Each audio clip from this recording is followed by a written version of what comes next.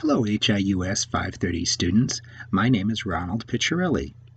My research topic and my talk for tonight is going to be about when people leave a church or even the denomination, where do they go? It's an interesting topic because sometimes as I've lived in different states, I've seen churches that are closed and no longer open. So I kind of wondered, for many years now, I wonder what happened to the congregation. Are they not attending any church? Are they attending a nearby church? Where do they go? Well, as I've done my research, I find out a lot of very interesting things.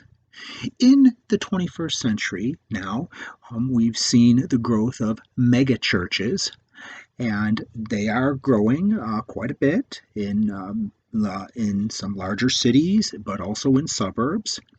The town I live in has a population of about 60,000, and there is a megachurch here in my town in Wyoming. But not everyone attends the megachurch, and I wonder why. I wonder what attracts people to the megachurch. For other denominations, like the Catholic Church, they're usually um, decrying the loss of parishioners and cutting back on various things. But my research shows that that's really not true. People may say that, but the numbers show that the number of American Catholics has actually remained steady. The other denominations, Baptist, Methodist, um, Episcopalians, many of these denominations are actually showing a slight decline in overall numbers, but Christians in the United States do not show a decline in their numbers. So, where are people going? Are they just sitting home on Saturday or Sunday morning and not attending any church? Well, that's really not true at all. What happens is that when people decide to leave a church for various reasons, they tend to go to another church where they feel that it's more of meeting their needs.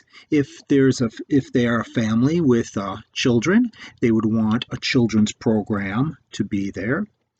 Also, if the church has a dynamic pastor and they like the message that they hear, some of these families will drive great distances to attend a church that has more things that they want to see at church and more things for their children to do.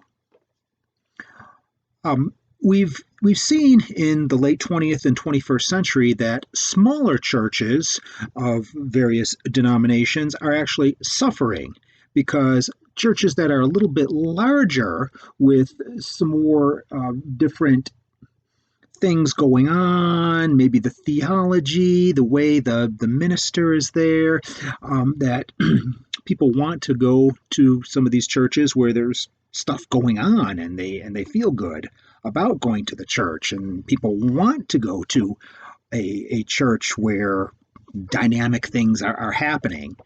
So this is a big draw to pull people from some smaller churches that are quite conservative, and maybe not very many things are going on there with programs for families and children and things like that.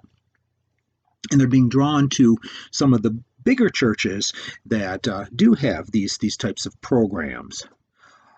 Mega churches, unfortunately, some of them are non-denominational, and for various reasons, some people want to stay in their denomination, so they'll go to a church that might be a little bit bigger for them that has programs and things like that.